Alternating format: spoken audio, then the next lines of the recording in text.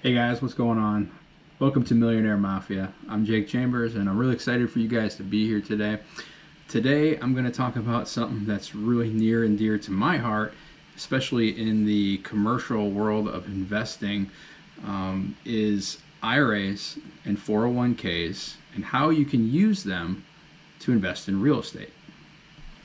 A lot of people know what IRAs are in this day and age, but we'll define them really quick. So you have two different types. You got a traditional IRA and you got a Roth IRA. There's actually a couple more. They have to do with self-employed people. So you got a simple or a SEP IRA. And then you also have a traditional and a Roth, right? So traditional is very much the same as like a 401k in that it's pre-tax dollars. So it can be beneficial if you have a high taxable income. You can actually reduce some of your taxable income in that year.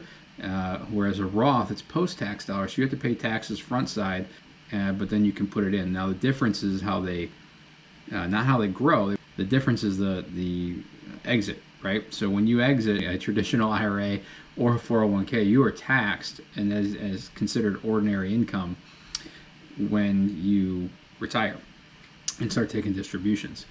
Whereas a Roth, while you do pay taxes up front, it's tax-free. So 401ks, traditional IRAs are tax deferred, and a Roth IRA or Roth TSP for military and government employees is tax-free. 401k, like I said, is very similar to a traditional. We already talked about kind of how it's used and how it's funded either by the employee themselves from income off of their salary and or with the company that they work for contributing some of the amount. It's usually they call it a match, right?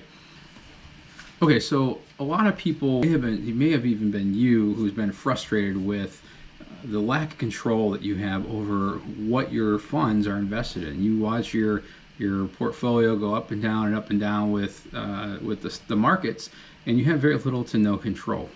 In the military, we have TSP. We can have about 4 or 5 different funds that we can move our money into, but they're essentially mutual funds, and that's about the extent of what we can do. And it's kind of difficult to move them in and out and stuff like that. So anyway, that's kind of a big detriment to these programs, right? It's nice that you can just put money in and let it ride, and you don't have to think about it because there's really nothing you can do about it, even if you could think about it or you were savvy. So one thing that we can do is we can self-direct our IRAs and our 401ks. And we'll do that through a rollover. So what that means is that you're going to take the funds from your 401k or your TSP or your just whatever IRA or traditional or Roth IRA that you have, maybe outside of your company or outside of the military, and you're going to transfer it over to a different custodial account, meaning somebody else is going to be managing the money, making sure that it's in compliance and that the transactions are in compliance with the IRS codes. However, you are the one that gets to say where that money goes, as long as it fits within pretty liberal boundaries. So what are the things that you can invest in with a self-directed IRA? You can invest in stocks, just like normal. You can invest in bonds, but you can also invest in things like real estate, startup companies, gold, silver, and other commodities, and tax liens, and lots of other things. You can basically invest in pretty much everything with a few exceptions. And those exceptions are kind of those off-the-wall things like wine cellars, collectibles, stamps, and baseball cards. So that, Honus Wagner card that you really want to buy and you got all this money in your IRA or 401k, sorry, you can't buy it with that unless you want to have it be a prohibited transaction. So we don't want to do that. So there's certain things that you can't buy, and there's also certain people that you can't do business with the IRA, and they're called disqualified persons. And so it's really easy when you think about it. If you go up and down your chain, up and down your family tree, so ascendants or descendants, right? They're called lineal ascendants or descendants. Fathers, mothers, grandfather, grandmother, children, their children, and any of those people's spouses. So not just blood, but also who they are married to. Okay? If you can go laterally, you're okay. So, brothers, sisters, right? Laterally, cousins, and stuff like that. Now, the other thing that you have to be careful with too is, in many instances, you can't even do business with your lineal ascendants business partners. So you can't, because think about it, those, if they're business partners with your lineal ascendants, the people that were disqualified, they're probably going to benefit from you investing with them, because you got to know them because of that lineal ascendant, your dad or your son or something like that, and they have this business partner and they want to invest. It's going to benefit your son just as much as it will his business associate. So that's why that is. And that's where a qualified IRA custodian is going to help you out, right? And just knowing the rules. But for the most part, it's pretty logical. So when you know what is an IRA custodian, well, they're really not a whole lot different than a brokerage or any type of manager. They're just specifically designed for self-directed IRA. So they are literally just going to be the one that holds the money, and then they're also going to basically take your anticipated transaction, so that you're going to basically bring the business plan or the investment they want to deal with, and you're just going to give them the information. Now, they're not going to go and give you a hard time, but if they know that it's obviously going to be with a disqualified person or an obvious prohibited transaction, they're going to say something about it. Now, you can also do what's called a checkbook IRA or a self-directed IRA LLC. And what that is very similar to what it sounds like. You basically get a checkbook or a card, and you can just buy whatever you want with it. You see where that could be potentially dangerous and where you can get yourself in some hot water, right? So you go out and you inadvertently, you get in a bad spot, or your wife takes the wrong credit card out of your wallet to go pay for gas at the gas station while you were in, grabbing a snack, and it wasn't intentional, but it accidentally happened. That transaction can literally disqualify your IRA from being a tax preferred account, and that can invoke 10% penalty plus taxes due as of the first of the year in the year that you just made that boo-boo, right? So big no. You gotta be really careful. I would highly recommend just having the custodial account. So what are some of the fees that they charge? Because everybody's gonna ask about what are the fees. So the good news about IRA custodians is that for the most part, they are very similar, with the exception of the way they charge their fees. And even those fees, it's a free market, right? Capitalism is great. So they're very close to each other. They just might be different. Some might charge a fee per transaction, and some might charge annual flat fee. Some may do a percentage of assets on under management, but most don't. It's usually a flat fee or a per transaction. So if you invest in something, let's say that is a syndication where somebody's buying a mobile home park and they want to get you involved in it, that's probably going to be a 5 to 10 year thing. So you're not going to get your money or touch it for a good 7 years. So why would you want to go with somebody who's going to charge an annual fee when you can just pay once and then not have to worry about it for another 7 years? Now, if you're somebody who wants to do loans with your self-directed IRA to qualified persons, then you might want to do a flat annual fee, because you're going to be doing lots of transactions, especially if they're short-term loans. So you might want to consider a flat fee. So that's where the difference really comes down to. We in our business, in our multifamily and commercial business, use IRA custodial accounts, self-directed IRAs, quite often from our investors. In fact, our first deal we did has approximately 60% of the funds in it from self-directed IRAs. Which ones are good, right? So we just talked about kind of some of the fees and stuff like that. Well, I'll tell you that all the ones that I've worked with so far are really awesome. Their customer service is great. Even as a principal, as the general partner, where I got to go in and make sure that the funds, whenever we send out our quarterly distributions, are going to the right place, and that they're for benefit of the right account and all that kind of stuff.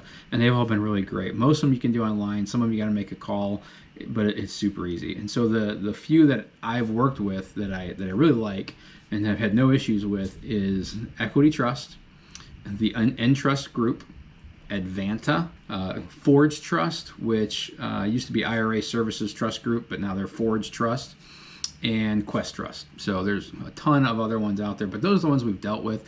And I would have argued, if any of my other investors are watching this, go ahead and comment on this video, and I'll tell everybody what you like or what you dislike about the companies you're working with. We've decided we want to have more control over our IRA, right? We know and understand what type of IRA accounts we have, and we want to roll it over into a self-directed IRA. We've determined our custodian, we've determined what our fees are and what they're going to be, and we say, okay, now we got to roll it over. Before we go to that point, let's stop for a second and make sure that our retirement account is actually eligible to be rolled over. If you have an IRA, a Roth or a traditional, outside of your business, just the $6,000 a year or that you can put in, and you've been putting it in, you can roll that over, no issues.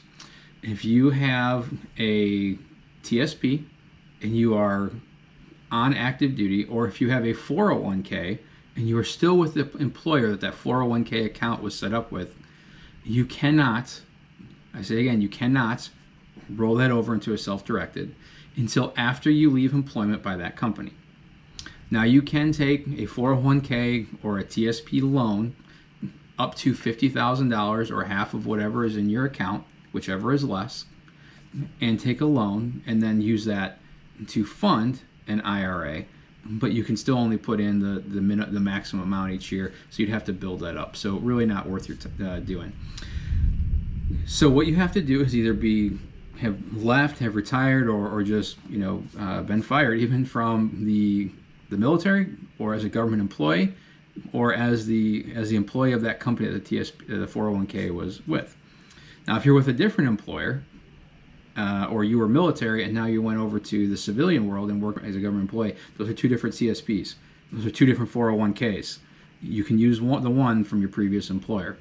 In our case, it would be from the military. For me, it would be the Marine Corps. And if I was a civilian contractor, a GS employee, I would not be able to use that one, but I could roll over my TSP from the military. We've determined which accounts now we can roll over. So how do we do it? The great news is super, super simple. The new IRA Custodian does pretty much all the work other than you filling out a couple forms and signing some paper.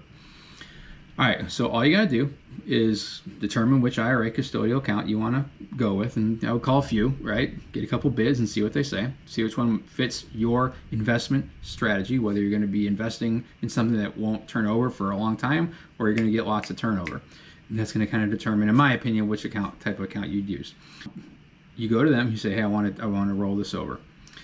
Now, it's not a bad idea to talk to your current brokerage and let them know that this is going to be happening, but you don't have to. So you'll set everything up. You'll set up the account with the new IRA custodian, and they will reach out to your current brokerage or manager or whatever, and they will initiate the entire thing. I highly recommend that you do not have the money ever go into your account. What you're going to want to do, and most custodians are going to do this anyway, and they're not going to, this is the only way they're going to do it, is they do what's called trustee to trustee transfer. Meaning it goes from the current trustee, i.e. the current brokerage or manager, over to the new IRA custodian, and it goes directly through wires, and it's all good. No taxes, no penalties, no fees, just straight over there. Now this money's in this account. Okay? So a lot of guys will ask about how long is this going to take? Oh, it's going to be a long time. I would say it depends, right, on how quickly your brokerage gets the paperwork signed and everything. They don't want to lose your money, so they're probably going to drag their feet a little bit. They're going to make sure all the T's are crossed and the I's are dotted by the new custodial account and that from you, because they want to hold your funds as long as possible. But once everything is going, it can be anywhere from about 2 to 4 weeks. So that's about how long it takes. Now with the TSP, it can take a little bit longer. I just got out of the military a month ago today. What happens is the military, so in my instance, the Marine Corps, my branch has to officially release me from active duty for TSP purposes. They have to release me through TSP. So that takes about 30 to 45 business days. So essentially we're looking at up to 2 months.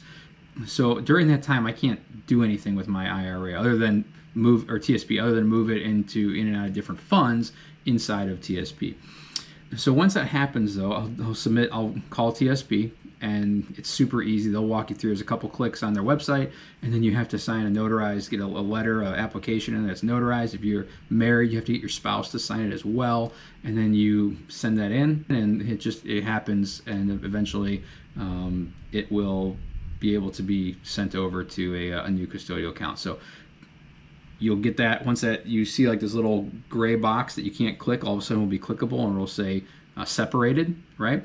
And then all you got to do once you see that, you call your new custodian and you say, hey, we're ready to go. Let's go ahead and start this thing. And then they'll talk with TSP. I would still talk to TSP because unlike a lot of other like 401ks and things like that and IRAs, you have to actually have your spouse to do it, and it just has to do with laws that are in place for that to protect the spouses of military personnel. Make sure they're not left high and dry by some jerk that just takes all the money and bounces. Okay, so that's what I'm going to do. Who I'm going to invest with is, I'm pretty sure who I want to go with, but I'm not going to try and sway anybody. I want you guys to do your own research. But once that hits, I'm going to take that IRA, and my plan is to take that IRA, a self-directed IRA, and do hard money loans with it. And so what that means is I'm going to have investors come to me with the need for money quick so they can close deals, real estate deals, with cash. And I'll say sure, and it'll be this interest rate and this many points, and this will be the terms and all that kind of stuff. And then they can get that money. I can have that money to them in a couple days. Once I talk to my custodian, get the check, get it wired, and we're good. So that's what I plan on doing with my IRA. Another option that you can use, and that what I may end up using with some of the IRA, is the nice thing about the market that I'm in is I can buy a house for 40, 50 grand and be all in that property for 50 grand, and then rent it out for $1,100 a month. I'm actually closing on a property this Friday that I'm buying for $38,000. Now it needs a lot of work, but the way we can do it, because it's going to be a rental, doesn't need to be super, super expensive. And the great thing is that all the money that comes in from that property, well, I can't touch it until I'm 59 and a half without penalty. It's tax free. It goes in, that 100% of that profit stays in there, and it's non-taxable. Okay, so today we talked about what an IRA is, what a 401k is, and what the TSP is, how it's probably being used currently by you, and how you can gain more control over those retirement accounts through a self-directed IRA. I hope you really enjoyed this. I hope you do some research and look at these different companies. It opens up a whole new world of opportunity for you. Again, you can still invest in a lot of the things that you already are investing in, but you can just invest in so much more. It takes a little bit more work, it takes a little bit more effort, it takes a little bit more knowledge, but that's going to be the only way that you're going to achieve true financial wealth and independence. If you like that video, please like, comment, share, tell everybody else about this stuff, and at the end of the day, subscribe so that you can get notifications of the following videos that are coming down the line. The next video I'm going to do is going to be part 2 of a 2-part series that I'm doing on how I went from $3 in my bank account down to my personal, emotional, and financial bottom, and how I turned that life event that happened into over $3 million in assets in a pretty short time on a side gig. So really hope you guys will join me for that. I look forward to seeing you. Thanks for joining me. And as always, here's to your wealth.